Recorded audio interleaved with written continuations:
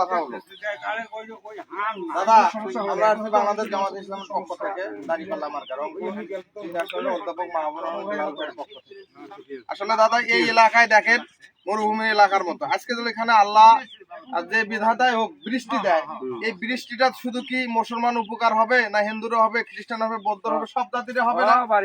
আজকে যদি এই জাতিকে একটা ন্যায় ইনসাফ ভিত্তিক একটা শাসক আসে, এই শাসকের দ্বারাই আমি মুসলমান উপকার যেভাবে পাবো হিন্দু মুসলমান উপকার পাবে না, পাবে কিনা?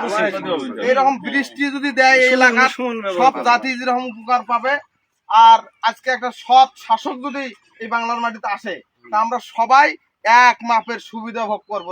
বিচার ব্যবস্থা থেকে শুরু করে আপনার সন্তান আজকে অনেক মেধাবী, কিন্তু আপনার নানা নাই, দাদা নাই, খুড়া নাই, টাকা নাই, চাকরি হচ্ছে না। আজকে সৎ শাসক যদি থাকে তাহলে কি হবে? চাকরি কনফার্ম, যার যোগ্য আছে, যার মেধা আছে, সে চাকরি পাওয়ার অধিকার।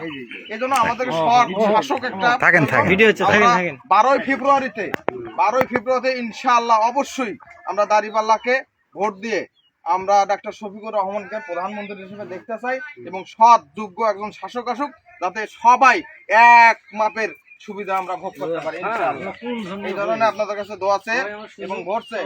এখানে বিদায় নিচ্ছি। ভালো থাকবেন, সুস্থ থাকবেন, সবার সুস্বাস্থ্য কামনা করে এখানে